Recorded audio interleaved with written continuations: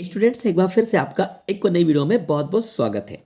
तो आज की इस इंटरेस्टिंग वीडियो में आपको बताने वाला हूँ अनसीन पैसेज को सोल्व करने की बिल्कुल शॉर्ट ट्रिक। जो स्टूडेंट्स ऐसी कमाल की ट्रिक आज हम इस वीडियो में जानेंगे जिससे कि आप किसी भी पैसेज को इजीली तरीके से सोल्व कर पाएंगे।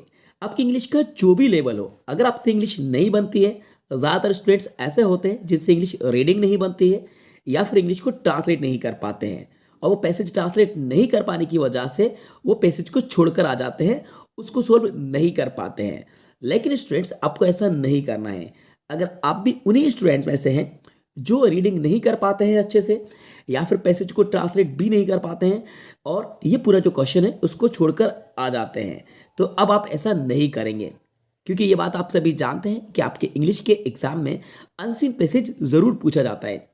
अब किसी भी क्लास के स्टूडेंट्स हो तो हर क्लास में इंग्लिश के पेपर में अनसीन पैसेज का क्वेश्चन आता है, जो कि स्टार्टिंग में ही होता है आपके पेपर में। लेकिन मोस्टली स्टूडेंट्स उसको छोड़ के आ जाते हैं, उनको समझ में नहीं आता है कि करना क्या है। तो आज मैं आपको ऐसी इंटरेस्टिंग और ऐसी शॉर्ट ट्रिक बताने वाला हूं जिससे कि इंग्लिश में वीक होने के बाद भी आप अनसीन पैसेज को सोल्व कर पाएंगे और उसमें अच्छा स्कोर कर पाएंगे। तो जानने के लिए वीडियो को स्टार्ट से लेकर एंड तक जरूर देखिएगा। वीडियो आपको पसंद आए तो लाइक कर दीजिएगा और यदि चैनल पर नए हैं तो चैनल को सब्सक्राइब भी कर लीजिएगा। चलिए वीडियो को शुरू करते हैं। अब देखिए दोस्तों, जो आपका पैसेज होता है उसमें क्वेश्चन दिया गया होता है read the passage carefully and answer the questions given below. ऐसा क्वेश्चन दिया होता है, लेकिन आपको वही नहीं करना है। आपको पैसेज को रीड करने में टाइम वेस्ट नहीं करना है, क्योंकि आपको पता है कि आपकी ग्रामर का या आपकी इंग्लिश का लेवल कितना है। आपसे अच्छे से रीडिंग नहीं बनती है, ट्रांसलेशन भी नहीं बनता है, तो रीडिंग करने के चक्कर में आपको टाइम वेस्ट नहीं करना है। फिर आप पूछेंगे कि सर फिर क्या करना है हमें। फिर मैं आपको बताता हूं कि आपको करना क्या है। आपको पहले क्वेश्चन को रीड करने की कोशिश करना है। टूटा फूटा जैसा भी आपसे क्वेश्चन बने, आपको उस क्वेश्चन को पढ़ना है। पूरा पैसेज को रीड करने में आपको टाइम वेस्ट नहीं करना है, ठीक है। अब क्वेश्चन को आपने रीड कर लिया, अब इसके बाद आप आंसर कैसे फाइंड करोगे। तो आंसर फाइंड करने के लिए आपको इसके ऑप्शंस की हेल्प लेना है। यानी कि मैं आपको ये पैसेज भी सॉल्व करके बताऊंगा, लेकिन इस तरह से आप दूसरे पैसेज को भी सॉल्व कर पाएंगे जो भी पैसेज आपके एग्जाम में आते हैं।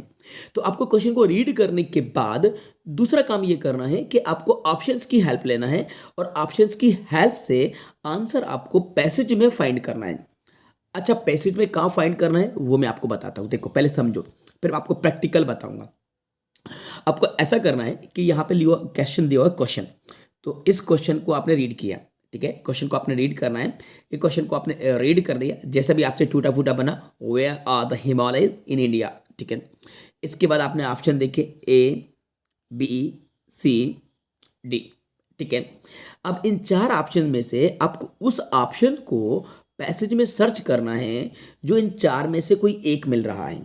जो चार में से कोई एक ऑप्शन आपके पैसेज में दिया है वही आपका आंसर होगा, और आपको आंसर स्टार्टिंग से फाइंड करना है। क्या करना है मतलब कि पैसेज की फर्स्ट लाइन से। कमाल की बात यह है कि जो पहला क्वेश्चन होता है उस पहले क्वेश्चन का आंसर मोस्टली फर्स्ट या सेकंड लाइन में मिलता है। यानी कि पैसेज की फर्स्ट पैराग्राफ में, फर्स्ट सेंटेंस में या फर्स्ट या सेकंड लाइन में मिल जाता है इजीली तरीके से।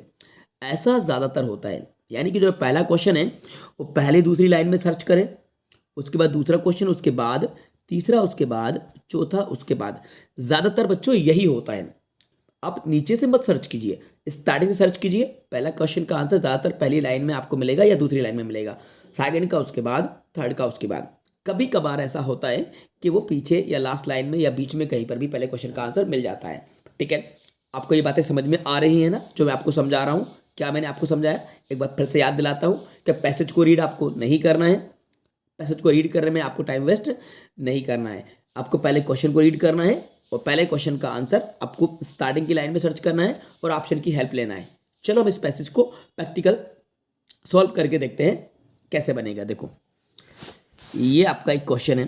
पैसेज को आपने रीड नहीं करा, आपने पढ़ा where are the Himalayas in India, ठीक है। अब ऑप्शन आप देख रहे हैं, यहाँ पे साउथ लिखा है ए में, यहाँ पे बी में लिखा है ईस्ट, सी में है नॉर्थ और डी में है वेस्ट, ठीक है। इन चार में से एक करेक्ट है, बाकी तीन इनकरेक्ट है।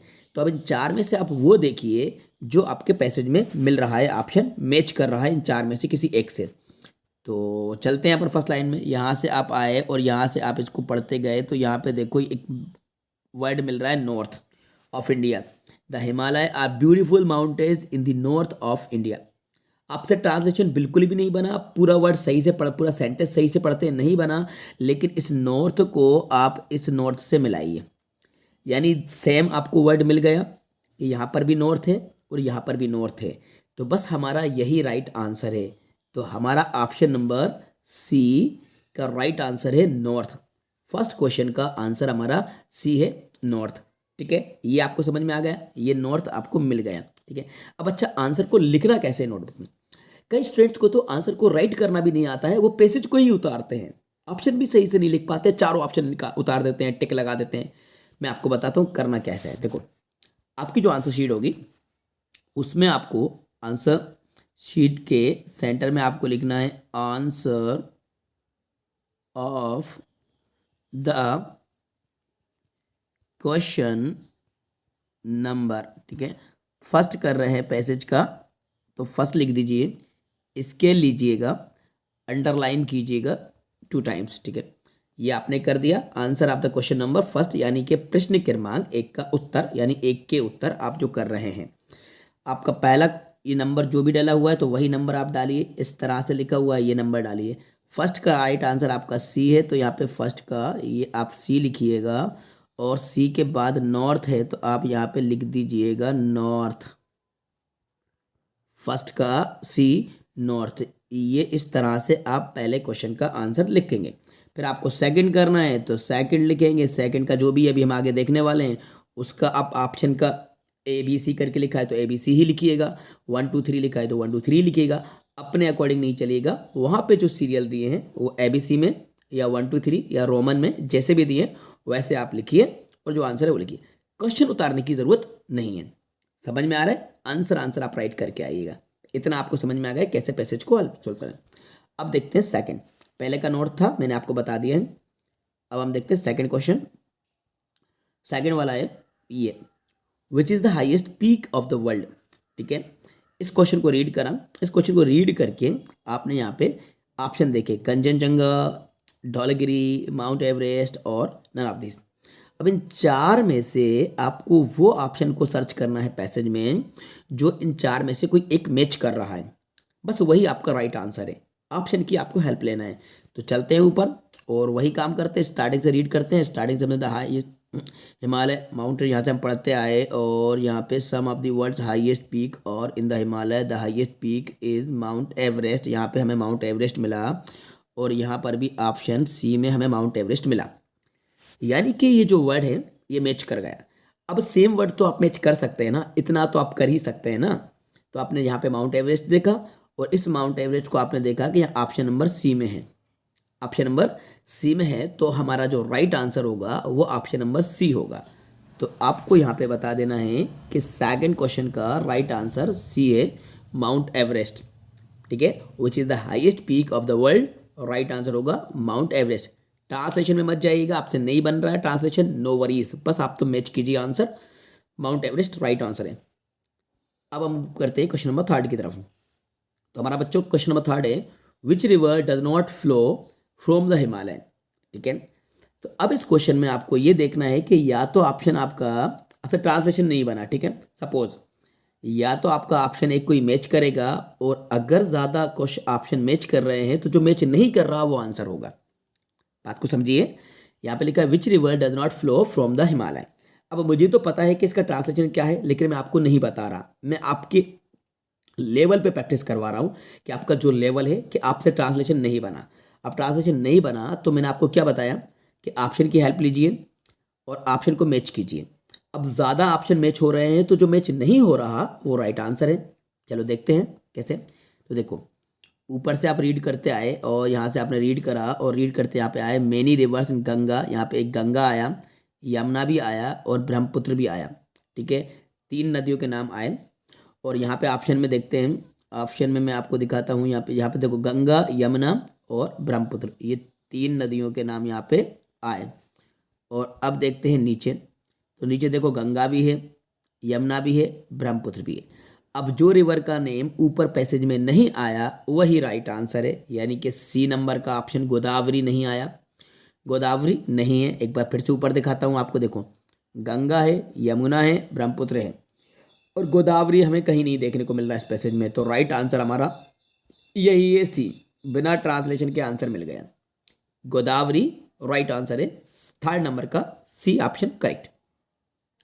अब देखते हैं फोर्थ नंबर का, choose the correct opposite for अगली। इस अगली वर्ड का हमें अपोजिट बताना है। अब देखो अपोजिट का मतलब होता है विलोम, एंटोनिम जिसको कहा जाता है विलोम, उल्टा। ठीक है, अगली का उल्टा। तो देखो अगर आपसे ये भी नहीं बना, ठीक है, ये भी नहीं बना, आपको समझ में नहीं आ रहा है कि इसका क्या राइट आंसर हो सकता है, तो आप एक काम और कीजिएगा।